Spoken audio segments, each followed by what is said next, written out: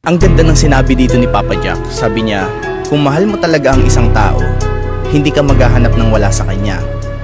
Makukontento ka kung anong meron siya. Tatanggapin mo kung anong maibibigay niya.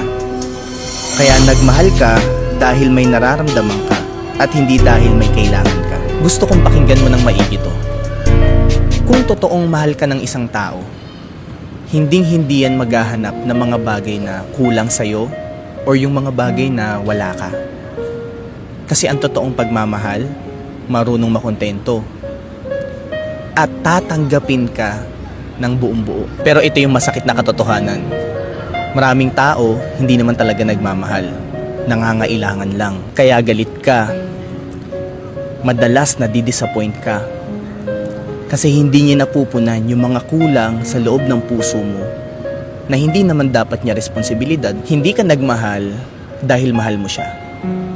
Minahal mo siya dahil may gusto kang makuha. Tapos nung hindi niya nabigay, inisip mo na agad na hindi siya yung tamang tao para sa'yo. Real talk, hindi trabaho ng ibang tao na buuin ka. At never ever napapasok sa isip mo na kailangan mo yung tao na yan para punan lahat ng pagkukulang mo. Tandaan mo, nagmahal ka dahil mahal mo siya.